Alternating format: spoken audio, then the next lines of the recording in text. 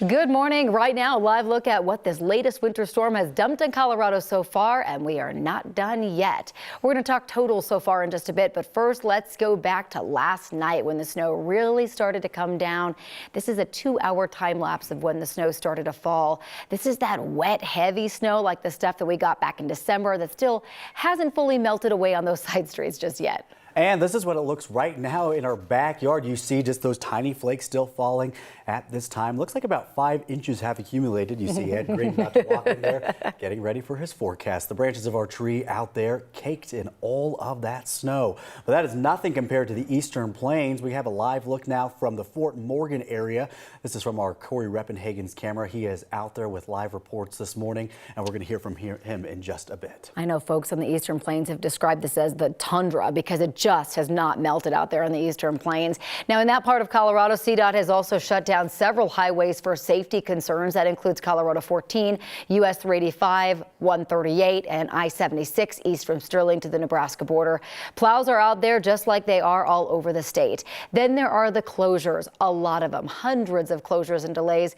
Denver, Jeffco, Aurora, Cherry Creek, Boulder Valley, Dougco, all called off school today. Yeah, all those big school districts, CU, CSU, and the Auraria campus are all closed as well. We do have a full list at the bottom of your screen. We also have it posted on our website, 9news.com. Now, we have a lot to cover this morning. Jordan Chavez along here with Corey Rose. Yes, good morning. Happy snow day. Yeah, happy snow day, everybody. Our team coverage spans all the way from the high country to the eastern plains this morning. But we want to start with the conditions right now and Ed Green in the backyard. Ed, good morning. Good morning. Yeah, it is still snowing back here. This storm is not over yet because that dry slot is beginning to fill in a little, so we're seeing some more snow. Let's take a look outside right now, and you can see the city barely visible through the light snow that we have. 24 degrees now, 91% humidity. So as we take a look at some of the amounts we've had so far, 4 inches in Boulder and Julesburg, Federal Heights 4.5, and 5.5 in Kent, Carl, and Commerce City. But look at this.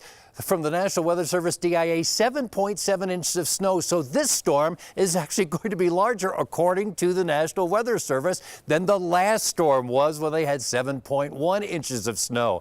So as you can see along the Front Range here, that system is beginning that dry slot. Watch how it just sort of disappears right there, and we're starting to see a little more snow along the Front Range. So storm not over yet, and we will see the winter weather advisory and the winter storm warning in effect until 5 p.m. today. Cloudy, cold, snow, blowing snow, and 30 degrees for today. Then tomorrow, 36 degrees under mostly cloudy skies. Then we have a little sunshine early, maybe a snow shower late on Friday and a high of 30. Saturday, mostly sunny and 34. Then Sunday, we start the day with sunshine, end it with some snow, and that snow goes on into Monday with 27 degrees and light snow, so colder on Monday. Now, Corey and I were talking about that dry slot, and yes, we had it, and that lessened our snow amounts. Now that dry slot's starting to fill in for us downtown. What about you, Corey?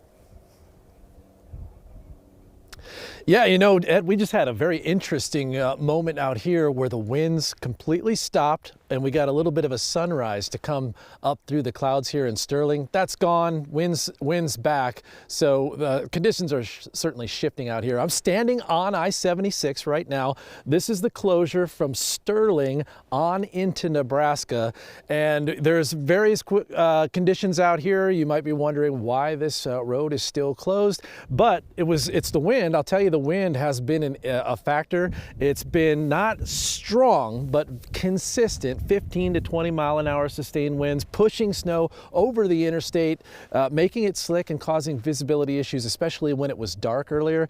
And another part of the formula is up here by about Julesburg to Kearney is some very heavy bands going on right now, and the snow is really piling up out there. We just got a report from Julesburg of 8.5 inches at this point, and they have another heavy band that's moving their way that's going to cross Interstate 80 right now. So various quick conditions out here. Jordan, you know how it is. It always seems like this in Colorado, where you get a good 6-inch difference between the low snow reports and the high snow reports. Yep. So we're in that situation here once again. That's why we have to have those wide ranges when everybody says you pretty much just gave us every little bit of snow that we could possibly have, and somewhere you just know it's going to fall somewhere in between there. All right, Corey, we'll check back in with you here in just a bit. Well, Denver decided to switch up its snow strategy with this storm, sending out plows to both main streets and neighborhood streets. They're going to make single passes down side streets to get the bulk of the snow off those roads, something that they didn't do last month when we got all of that heavy, wet snow. 9 News reporter Darius Johnson is testing out how the city is doing this morning. Continues our team coverage from the roads here in Denver this morning. Darius, good morning. Hey there, Jordan. Good morning. I can definitely tell you we've made our way around the city. We've even made our way all the way to Morrison. I can tell you a lot of the side streets here and there, you may have a few side streets that are a little sloppier and a little messier than some of the others, but I can tell you major thoroughfares right here like I-25, it's pretty clear. Look at what the commute looks like so far this morning. It's pretty clear, and this is thanks to a lot of the plows that have been in formation going up and down the interstate and also hitting some of the major thoroughfares throughout the city as well. I can tell you we've seen a couple of accidents here and there so far this morning, but nothing too bad. I'm looking at these cars here driving a little too fast, tailing each other. That's the one thing you kind of have to look out for. One thing, a lot of people are on the road so far this morning. Definitely saw a significant number of people heading towards the mountains as well.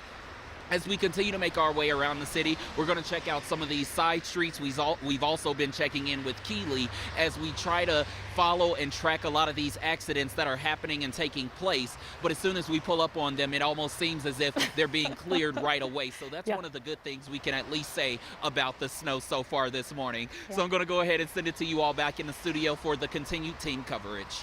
Yeah, that's right. Crews have been working hard, not only plowing the roads, but cleaning up the crashes because they are coming one after another. Here is a live look at I-25. This is near Logan. It looks drivable. It looks like it's pretty clear, smooth sailing, but roads still slick out there. We are seeing multiple crashes as a result of that snow. One southbound E470 near Quincy Avenue. This, we just got a report, has been cleared, but still causing a bit of a slowdown as a result. Also, reports of a crash westbound C470 near Santa Fe. That is one crash down to the south, head closer to the metro area. I-25 seeing quite a number of crashes. One southbound I-25 near University Boulevard, another near Downing, yet another up near Broadway. Head up north along I-25, southbound I-25 between Highway 34 and Loveland closed due to a crash there. We're looking at about a 10 to 15 minute delay as a result. Also, a number of closures up in the northeast corner of the state due to that heavy snowfall and low visibility. One of them, I-76 Sterling to the Nebraska border. That entire stretch, both directions closed, as well as Highway 6 from I-76 to the Nebraska border as well. And if you are heading up into the mountain, traction tires are required.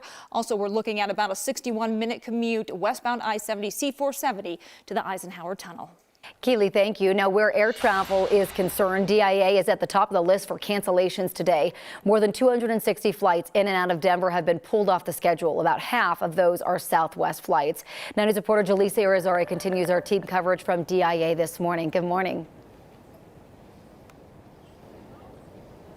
Good morning. That's right. You've said it. There are some cancellations here at Denver International Airport. The good thing is that cancellation number has not gone up since 5 a.m., but still we are seeing a number. Take a look at the status sign. It's not nearly as bad as it was this morning. This morning it was essentially all red. Now we're seeing some flights are on time, some are delayed. FlightAware is saying there are 44 delays right now. The National Weather Service says DIA has 7.7 inches so far, and snow is continuing to come down. So if you're planning to fly out today, you need to check your flight status before you hit the road.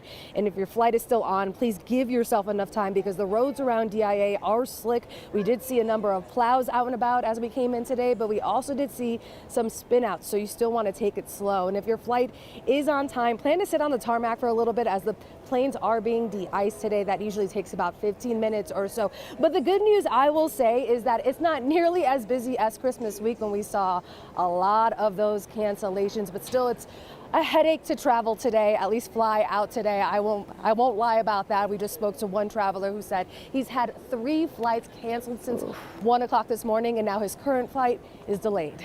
Oh, it's so hard to travel, especially lately. Jaleesa, I know that you were out on the tarmac for a while. I hope that you're warming up now inside the terminals. Not only are we warming up, but our camera is warming up. It essentially froze over because we were out there for so long. So yes, we're feeling so much better. Yes, good. I'm glad. But that coverage was pretty cool out there, seeing all of the equipment. Jaleesa, thank you. Denver opened an extra shelter to give people a warm place to spend the night. The McNichols building on Colfax served as an overnight shelter last night and will again tonight. During the day, rec centers and libraries will also be open for people to warm up. This storm is shaping up to be one of the largest January storms for Denver. We'll know for sure when the snow stops and the final measurements are taken. The far southeastern part of our state has been missing out on all the snow this year. 9's reporter Kelly Rinke has a look at how our snowpack is doing so far. January is not normally a really stellar, huge month. Snowstorms like this usually come later in the year, but climatologists are loving the surprise. So getting this event in January is a pretty big deal. Becky Bollinger is excited to see Denver metro streets covered again before the last snow has time to melt. Following a good monsoon season late last summer, consistent activity through the fall and into the winter, we are seeing a lot of drought improvement. She tracks drought conditions in Colorado as an assistant state climatologist. Right now, 40% of the state is drought-free. This time last year, every part of Colorado was experiencing some form of drought. While most parts are doing pretty well, she says Southeast Colorado is seeing the worst drought right now. Thankfully, the drought that was very bad in Northeast Colorado is getting a lot of these events, and so we should see drought improvement there. Denver snow totals are expected to be well above average after this storm. The mountains are feeling some love too, and Bollinger says that's critical for reservoirs.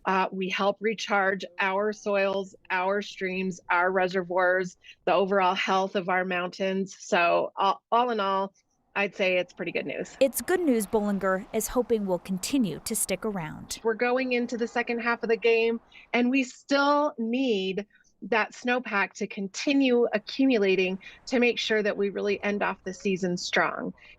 Our Kelly Rinke reporting. Now, if our season is strong, Bollinger is confident our reservoirs will recover at least somewhat, but one good year is just not enough to help water supply for the state's downstream. Bollinger says the Colorado River Basin, Lake Powell, and Lake Mead are going to need 10 years like this for that recovery to happen. Well, we have shown you what things look like around the state, but we want to see what this winter storm looks like where you live. Text us your snow photos to 303-871-1491. Here's some of the ones you've already shared with us this morning. A lot of great ones, a lot of beautiful shots. Also, a lot of you guys have really beautiful backyards, I'm learning. I thought you were going to say, we want to see what it's like in your neck of the woods. Oh, that phrase is coined already. It's just an Al Roker thing. But yeah, so many great shots this morning. All the pups outside loving the snow. Beautiful shots of the sunrise. We did unfortunately see a car where a tree had fallen on it because it again Heavy is that snow. Heavy snow. So get out there and get it off the branches when you can. And a really happy baby that it's a snow day. We're going to be following this snowstorm all morning long. You can also download the 9 News app for the latest on the weather alerts, the closures, and traffic.